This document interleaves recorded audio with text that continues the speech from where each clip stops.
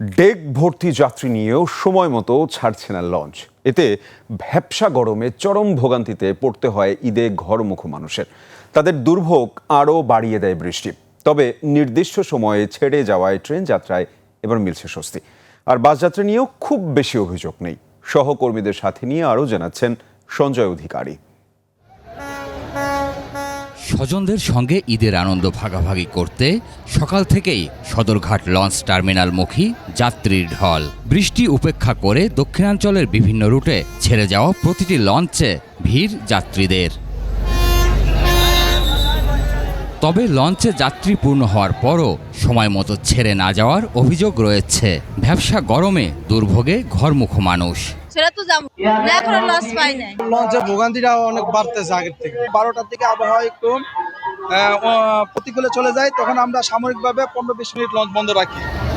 তবে এবারের ঘাট ব্যবস্থাপনা ও আইন শৃঙ্খলায় সন্তুষ্ট যাত্রীরা। অন্যান্য বছরের তুলনায় এবছর অনেক ভালো লাগছে, ওরকম ভিড় পাইনি। আগে থেকে আলহামদুলিল্লাহ ভালো, মানে প্রশাসনিক ব্যবস্থা বলেন যাই বলেন।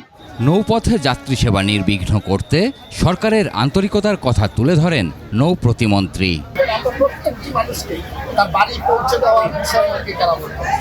এদিকে কমলাপুর রেল স্টেশনে যাত্রীদের অতিরিক্ত চাপ থাকা সত্ত্বেও অধিকাংশ ট্রেনই নির্দিষ্ট সময়ে ছেড়ে গেছে।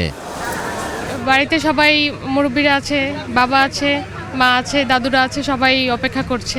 এবার আগের তুলনায় একটু ভোগান্তি কম, টিকিটটাও আগেই পেয়ে গেছি। রাজধানীর বাস টার্মিনালগুলোতেও রয়েছে কিছুটা বিড়ম্বনা। নওগাঁতে যাব, টিকিট চাইতেছে 1200, আগে গেছি 720 করে। কোন বাস 800 টাকার ভাড়া এখন যাইতেছে না। এখন আমরা সাধারণ পাবলিক হয়ে আমরা ভোগান্তি দিয়ে পড়ছি। আরকে থেকে শুরু করে সব পরিবহনেই ভাড়া চাচ্ছে 1000 টাকা করে। ঈদ যাত্রা নির্বিঘ্ন করতে মাঠে রয়েছে আইন শৃঙ্খলা বাহিনী। সঞ্জয় অধিকারী, 21 টেলিভিশন, ঢাকা।